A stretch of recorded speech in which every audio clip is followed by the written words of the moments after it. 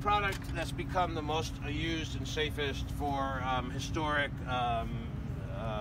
growth, basically, like this, which is microorganisms that are living in and actually under the surface on the stone, is D2 biological solution, which is not acidic, so it's not going to be cleaning with pH. The pH scale goes from 0 to 14, and 7 is neutral.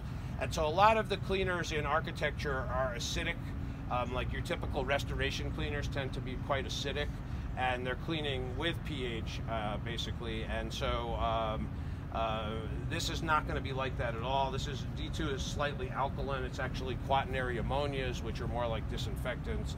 And there also are surfactants in it, which are soaps.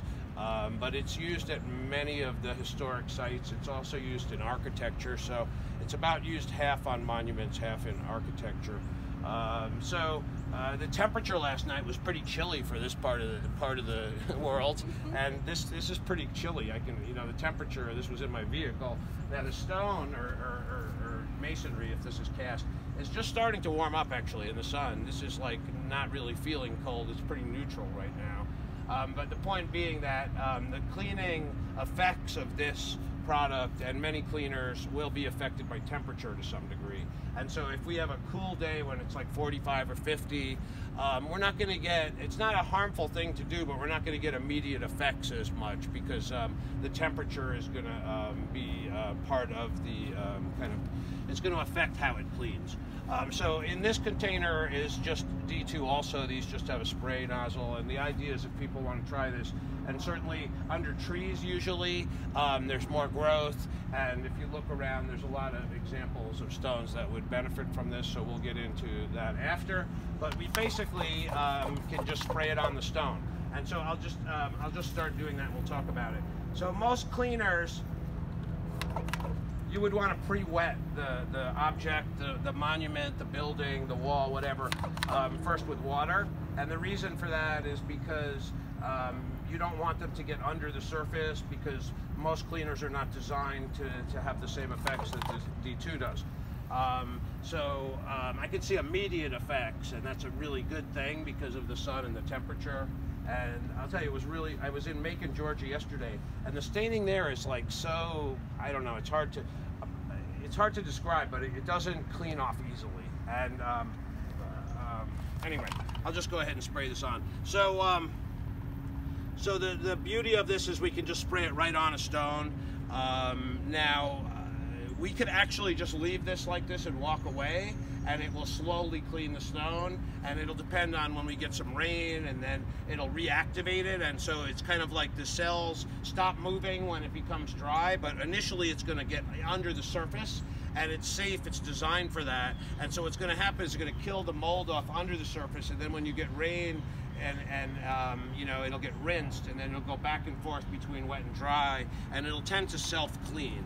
However, we can brush and rinse and speed up the process greatly, and I'll just do a couple of these quickly. And who here has clean gravestones, and who is already using D2? Okay, a lot of people, fair amount. Great. Anyone that has done this before want to add a few words of experience or advice on what they've done, or anyone want to mention how they've cleaned things or anything, or no? Speak up. It's not a library. Okay. John, would you talk a little bit about the difference between the D2 and bleach? Yes, I'm happy to get into all that. And so many different techniques have been used to clean stone historically. And actually, I'll go up to here. I'll leave the end one open now for contrast, and so we'll just go up to here for now and let this kind of sit on here. It's like cooking on right away, and we're getting a color change, which is a really good thing. And I'll just apply it to a few stones, and since everyone's standing here, numerous different materials have been tried and used, obviously, some more effectively than others, but generally many of the things that are put on stones in the end are harmful. And so, as was mentioned, bleach is something that will kill the growth on the stone very quickly. However, it will percolate into the underneath the surface, and you have to realize this, that whether it be stone or these certainly appear like they're cast, they're still masonry, and it's ultimately something cast is considered, and the old term they used to use for anything cast was artificial stone, and so it has the same characteristics of stone generally. But anyway, anything you put on stone will get under the surface, and so stone is very porous. Cast materials are porous. On the low end of the porosity would be a modern granite, and it's a much tighter grain. It's not going to tend to absorb as much. It doesn't mean it doesn't absorb. It just means it doesn't absorb as much, and it doesn't get as deeply into it, so it's easier to clean generally. But on the high end would be a sandstone or a porous cast material or a limestone. And so in other words, it's basically like a sponge. And even though you can't see it by looking at it in the naked eye, it's very porous, and so everything will get absorbed under the surface. So if you put a bleach, for example, on it, it'll get into the stone, and it's just not on the surface, and then it will stay in it. And so some of it will rinse out, but some of it will get lodged in it. That's why this is designed, it's highly diluted, first of all, the actual effective, the cleaning aspect, ingredients of this. There's a lot of water, but it's designed in a way that's safe to be put on and it not cause damage. But bleach will get under the surface, and it will it'll weaken the stone and cause deterioration. And additionally, it'll cause discoloration. And a lot of time you can tell if something's been bleached repeatedly, and a target for that would be, say, if there was like a marble statue in front of a church or something that was more isolated, and people would do things like this on a regular basis because they think they're doing good. And so they're all different kind of cleaners would use, and additionally pressure washers would be used in many situations. And also acid cleaners are common. And so if you're coming this from the monumental side, a modern monument can generally be cleaned with there's some exceptions, but with the right kind of acidic solution, it generally won't be harmful. I'm not recommending it, but I'm just saying the way the monument companies are taught today, and if you wanted the biggest area in this part of the country is Elberton, Georgia. The Elberton Granite Association is going to teach their members how to clean stones, and they have videos on it, and they do workshops and things, and their procedure is to pre-wet the stone, put an acidic solution on, and then pressure wash it. Okay? This is for modern monuments. However, these are the monument companies, mostly that's where they get their training and knowledge, because it's an industry thing. And so if they're not experienced with historic stuff at all, then that's what they're going to probably say, oh, it's not going to hurt the marble. Another thing monument companies like to do is use the technology they have, which is sandblasting. And so they'll use a very fine abrasive, which they'll say, we can just dust it with silicates. It's not really going to take away much stone at all. You'll never notice. And it'll be phenomenal, because they'll come in, they'll just lightly dust it, and they will, and it'll look new again. However, they've taken away all the soiling with a thin layer of stone, and also there tends to be a patina on the surface, kind of a oxidation of minerals that move to the surface and kind of give it a little bit of an eggshell effect. And you don't want to remove that. And so like on brick, especially historic brick, if you remove that, then underneath the brick it tends to be soft and porous. And so on the same scale, you don't want to use high pressure washing. Now if it's a modern granite, and we're not even looking at any granite that are within a stone's throw right here at this one location, but if it was granite, you can use a pressure washer on it if it's a more modern granite. I'm not saying it's worth it, I'm not saying it needs it, but so you need to, it's all a matter of the selection of the material. But anyway, D2 has become the top cleaner because it's safe and effective. There are some, and I'll just say, everyone's asking me about wet and forget. Wet and forget is kind of similar, but the thing is, it doesn't have any testing, it doesn't have any track record, it's not used at historically significant sites. All I can say is that we ship D2. I'm one of the biggest distributors in the country, but I've been using this product for 20 years before my company started selling it, when I founded my company 4 years ago. But we ship it all over, and places like Gettysburg, everyone's heard of Gettysburg, there's a lot of monuments there. We ship them 55-gallon drums. They only use D2 there. And so, I mean, not only, but for this kind of staining. I mean, there's other issues, and obviously this is not designed for metal. but my point being that this historically significant sites generally are using this. There's some other options, but anyway, let's now this is already dried, which is fine. So we generally want to spray it on, give it about 5 or 10 minutes in the sun. What we're going to have is a lot more evaporation, but a lot of this is already absorbed in. And so what we can do, and I'll start off the manual way, and I'll talk about brushes and things like that. If I respray, this is just water now. And so if I spray some water on here, it's going to basically reactivate it. And I'll just start with this one because this is what I applied first. And so we'll talk about brushes, and then we'll go from there. And so there's basically going to be 2 different kinds of fibers. Brushes can be in different shapes, and they can be, there's just a few different styles, and they can be many different shapes. But there's a couple primary fibers, and so all 3 of these brushes are made of Tempico, which is a natural fiber. Generally, it's a traditional brush fiber. It's quite soft.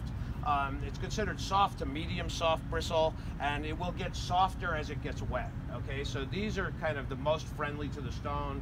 A lot of home centers don't have many good brushes today. They tend to be synthetic, and they tend to be cheap imported versions. And so these are all Tempico. Tempico, again, is very soft generally. The downside to it, a couple things, it takes forever to dry out because it absorbs so much moisture, and it tends to be a bit hard to clean because it's so porous. On the other side of the coin is the synthetics, and this is called a fender brush, but they come in all shapes and sizes. Now, synthetic or nylon bristles commonly vary a lot in their stiffness, but this is a pretty soft synthetic brush, and you could rub it against your skin lightly, and it's not like hurting me. And so this is another option.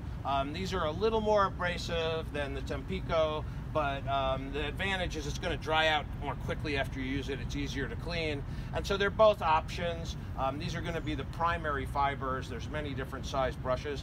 I'll just mention this company that we get all our brushes from is Magnolia Brush. They've been making brushes in Texas since 1908. They're really the last American brush manufacturer, okay? Most of the brushes are all sold by companies that just import them all, but they actually make these in their factory in Texas. They've been making them in the same location for 100 years. Really good company, Magnolia Brush. So we'll come on, and they make many styles of brushes. I mean, there's more than you can even imagine. And so I'll start with just using the handheld sprayer here and just come in. And so the way I'll usually clean is I'm going to be pouring a lot of water on something and brushing and rinsing at the same time, but I'm going to tend not to, I don't really do the dip a brush in a bucket method. That's okay if you want to do that, but I'm just going to keep water pouring on it like this. Now this has been painted, this is cast, this is very unusual for a lot of reasons, but it's a cool thing to clean. Look at the staining coming off, okay? So if the water running off is not clear, we're doing a lot of work here, okay? So now I'm going to move over to the coolest thing since sliced bread, which is lithium-ion power. And so this particular unit has only been made for about less than a year, and you can see it just quickly built up pressure. And so they did the research, and they said that you spend about 20% of the time pumping. They were working on this for a long time. You're going to get a bit more pressure than you're going to get from a typical handheld sprayer, and you don't have to ever pump. And so they're supposed to do 50 gallons on a charge, but anyway, this is the only other part of, I'll just do a short promo that these are made by Fountainhead. They've been making sprayers in upstate New York since 1888, and so these are actually made in New York. And they buy parts from around the world. All the sprayers we sell are made by them. But so this particular unit actually comes with the pump, but this piece is sold separately, and it's pretty innovative, and it just screws on. And so this has got the pump and the battery in it, so you can't just change the battery out. It's all one unit, and so you can buy this separately. And like this sprayer, this was just added to it. This one, the 2-gallon, it's sold as a set. But anyway, so That's about the size of it on that. So we'll just do a little more brushing and rinsing, and then we can also use smaller brushes. If there's raised lichens and things, we can scrape them off, okay, with plastic scrapers or paint stirrers or things that are flexible and soft. And the first thing I didn't really get into, a couple of backgrounds we should have just mentioned early on. We should always take photos before we do work, and so we want to document the condition of what we're doing. And so even with cleaning, then we'll have before and after photos. If you're doing it to get paid, obviously you want to show that, but if you're doing it for a volunteer thing or for family, then you can show people, you know, the improvements you made. And so that's a good thing to keep in mind. And so we can, like I said, we can use other kinds of brushes. This is like almost like a toothbrush. This is a synthetic, but it is not a metal brush. And so to go back to the things we don't want to do, we don't want to ever clean the exposed face. We don't want to ever clean stone with wire brushes either, or Nylex wheels, or anything aggressive. So we want to be gentle, and we want to do no harm, basically. So that's the bottom line. And I'll come over to this one and try. So does anyone have any questions? Anything they're wondering about or wanting to talk about?